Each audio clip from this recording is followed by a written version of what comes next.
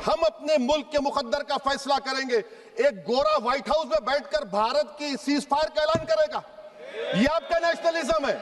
Chairman साहिबा, मैं शुरुआत में अपनी तरफ से ताज़ियत पेश करना चाहूँगा उन 26 लोगों को जिनका नाम पूछकर और मुसलमान नहीं होने के नाते पर उनको गोली मारकर कत्ल कर दिया गया।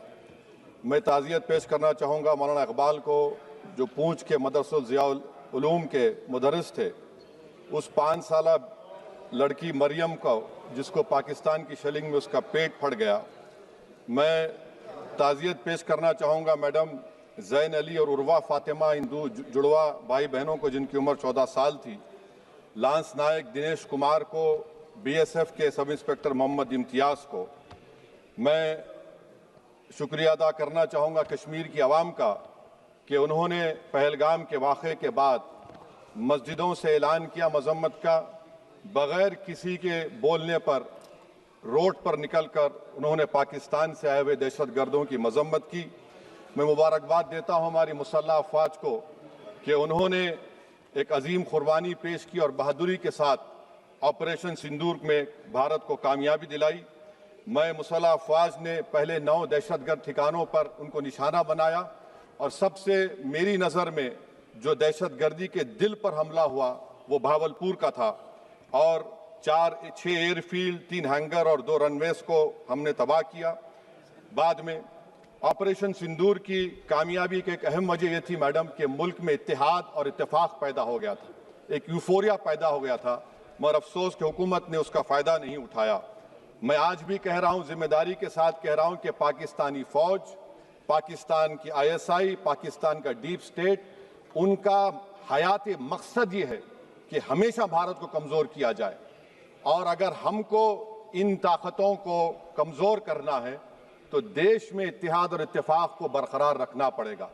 अगर हम बुलडोज़र के ज़रिए या फिर लिसानी जबर के ज़रिए या मजहबी फ़िरक़ा परस्ती के ज़रिए अक़लियतों को निशाना बनाएंगे तो हम खुदा ना खास्ता उन पड़ोसी मुल्क के दहशतगर्द तंजीमों को कहीं कामयाब ना हो जाए।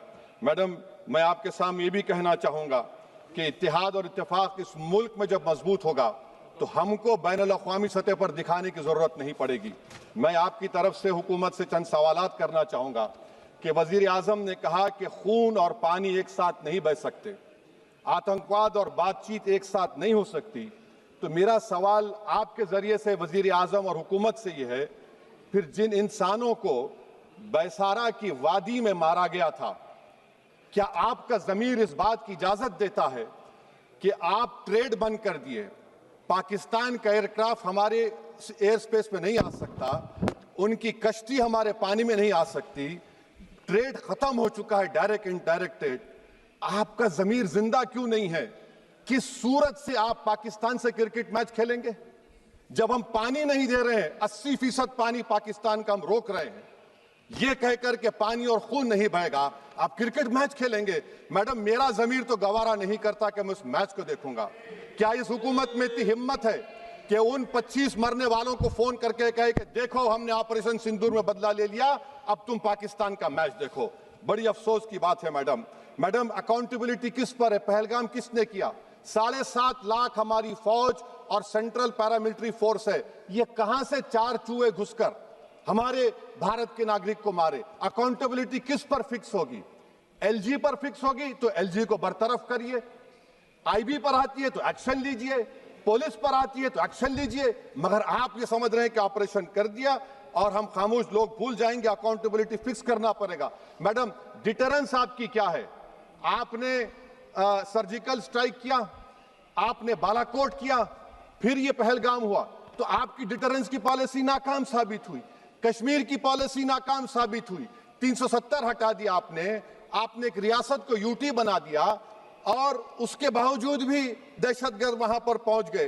तो और अफसोस मुझे इस बात का होता है मैडम कि पाकिस्तान को हम जानते हैं, पाकिस्तान और इजराइल इस पूरी दुनिया में एक फेल्ड स्टेट है और पाकिस्तान के आर्मी चीफ को, जिससे हमारे स्ट्रेटेजिक रिलेशनशिप, इसको अपना दोस्त कहते हैं, उस देश का प्रेसिडेंट उस शख्स को बुलाकर खाना खिलाता है अपने साथ जिसके भाषण से हमारे लोग मारे गए थे। तो क्या आपकी खारजा पॉलिसी कामयाब हुई? आप देख लीजिए। अच्छा, हमारे देश में एक ऐसी तंजीम है जिसका वजूद नफरत की बुनियाद पर और मजहबी अज़बियत को फैलाने के लिए बनाया गया। उनको तकलीफ है सेकुलरिज्म से, सोशलिज्म से, मगर हमारे संविधान के प्रियम्बल में लफ्ज सॉवरेन है। सॉवरेन का मतलब यह है कि हम खुद मुख्तार हैं, हम हाकिम आला हैं, हम अपने मुल्क के मुकद्दर का फैसला करेंगे। एक गोरा व्हाइट हाउस में बैठकर भारत की सीज फायर का ऐलान करेगा? यह आपका नेशनलिज्म है। अफसोस होता है मुझे सर। मैडम मैं आपसे पूछना चाह रहा हूं कि अगर एक चचा सैम ऐलान कर रहे हैं तो हमारी फौज पर क्या असर पड़ा होगा? हमारे उन पायलटों पर क्या असर पड़ेगा जो नहीं मालूम कितनी ऊपर आसमानों पर भारत की हिफाजत कर रहे हैं? वो नेवी का सिपाही जो समंदर में खड़ा हुआ है, उसको यह नहीं मालूम हो रहा है कि मेरा प्रधानमंत्री ऐलान नहीं किया, एक गोरे ने ऐलान किया। बड़ा ये आपके कैसा होगा ये? मैडम मेरा सवाल हुकूमत से यह भी है कि हम कोई एडवर्सेरियल कंट्री नहीं है अमेरिका के लिए, हम दोस्त हैं, स्ट्रेटेजिक रिलेशनशिप है। क्या क्या एग्रीमेंट हमने साइन नहीं किया, तो क्या ये दोस्ती निभा रहे हैं? मैडम मैं हिस्टोरिकल एग्जांपल दे रहा हूं। क्रुश्चेव और टीटो, क्रुश्चेव ने दबाव डाला, टीटो ने कहा मैं नहीं मानता, मैं नैम ज्वाइन करूंगा। मैडम फ्रांस और यूएसए, डिगोल को जब यूएसए ने दबाव डाला तो डिगोल ने कहा कि तुम दोस्त हो मगर हमारी खारिजा पॉलिसी आजाद ना है। मैडम वहीं पर आप देखिए गुजराल साहब, जिसको कहते सबसे कमजोर थे, वजीर आजम थे, उन्होंने बहादुरी का मजारा है कि रिफूलिंग करने नहीं दिया। वियतनाम 20 साल यूएसए से लड़ा मगर झुका नहीं, और हम उनको बोल भी नहीं पा रहे, उनको बोल भी नहीं पा रहे। हम तो कोई दुश्मन मुल्क तो नहीं है अमेरिका के, ये आपको समझने की जरूरत है। और मैडम यहां पर वजीर खारजा ने कहा वो चीन गए, डिप्टी चीफ ऑफ स्टाफ ने कहा कि चीन के इक्विपमेंट एक लाइव लैब था हमारे उनके लिए। क्या आपने कहा चीन को कि तुमने क्यों दिया पाकिस्तान को हथियार? आप नहीं कहे। और मैडम आप जानते हैं कि रक्षा मंत्री ने कहा कि स्विफ्ट एंड प्रोपोर्शनेट, तो फिर जो इंडोनेशिया मिलिट्री अटैचे ने कहा कि हमको कहा गया मत मारो, हम सेल्फ डिफेंस में भी नहीं मार सकते थे पाकिस्तान को। और अगर आप ट्रंप के बयान को गलत कह रहे हैं कि 5 एयरक्राफ्ट नहीं गिरे, मैं यकीन करता हूं आपकी बात का। आप हमारे पायलट्स को कमेंट करिए ना, हमारे पायलट्स को कमेंट करिए कि हम अपने पायलट्स की तारीफ करते हैं, आप वो भी नहीं करना चाहते। मैं हुकूमत से जानना चाहता हूं मैडम कि क्या फ्रांस ने हमको सोर्स कोड नहीं दिया जिसकी वजह से हमारे एयरक्राफ्ट को क्या नुकसान हुआ? अब मुस्तकबिल में आप हथियार खरीदेंगे तो क्या आप सोर्स कोड हासिल करेंगे? और मैडम मैं आपको बताना चाह रहा हूं, मेरे सवाल का जवाब हुकूमत दे। हमारे पास सैंक्शन जो स्क्वाड्रन है 42 है, 60 साल के बाद सिर्फ 29 काम कर रहे हैं। पाकिस्तान के पास 25 हैं, चीन के पास 50 से ज्यादा हैं। 11 साल से आप सरकार में हैं, सबमरीन नहीं है, थर्ड एयरक्राफ्ट कैरियर कहां पर है आप बताइए। और मैडम FATF में लाना पड़ेगा आपको। अगर आप विश्व गुरु हैं तो हम आपको चैलेंज कर रहे हैं, आप G7 के कंट्रीज को, GCC को और चचा सैम को राजी कराइए कि पाकिस्तान को, मैडम खत्म कर रहा हूं, FATF में दोबारा लाया जाए। मैडम ऑल पार्टी मीटिंग हुई, देखिए कितना कॉन्ट्रडिक्शन है केंद्र सरकार में और स्टेट सरकार में। ऑल पार्टी मीटिंग में मैं था, केंद्र सरकार ने कहा कि नहीं, बैसारन मिडोस पर तो कोई जा ही नहीं सकता, जून से पहले इजाजत लेना पड़ेगा। बाद में हमको मालूम हुआ कि साल भर खुला रहता मिडोस सिवाय बारिश और स्नो के।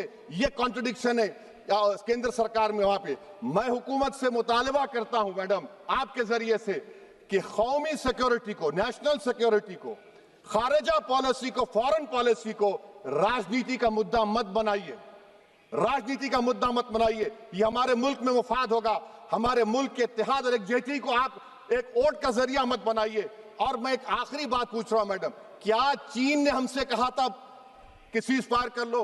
और कैसे पाकिस्तान ने हमारे पायलट्स की बातों को सुना कि हमारा कम्युनिकेशन एनक्रिप्ट नहीं है? मैडम आखिर में मैं अपने शेर से इस अपनी बात को खत्म करूंगा कि अपने ही हाथों से सर अपना कटाना है हमें, मादर हिंद पे भेंट चढ़ाना है हमें। किस तरह मरते हैं एहरारे वतन भारत पर, ये तमाशा है जो दुनिया को दिखाना है हमें। ये मैं भारत की उस बहादुर फौज के नाम पे करता हूं, मुसल्ह फौज के नाम पे करता हूं। ये शेर कहने वाला कोई बीजेपी का नहीं था, ये शेर कहने वाले का नाम शेर था, शहीद अशफाकुल्लाह। मैं फिर से हुकूमत से कह रहा हूं पाकिस्तान टेररिज्म करेगा, आप तैयार हो जाइए। आप चीन से मोहब्बत, कितना इम्बैलेंस हुआ ट्रेड का, कितना इम्बैलेंस हो रहा है चीन से। अच्छा, जब गलवान हुआ उस वक्त भी ट्रंप ने कहा था कि मैं बात करूंगा, हमने कहा नहीं बात करेंगे, जरूरत नहीं है। आज ट्रंप हमारे से पहले बोलता है इज्जत नफ्स भी कोई चीज होती है। इख्तिदार में कोई यहां रहेगा, कोई वहां रहेगा, मगर इख्तिदार में इकबाल होना चाहिए।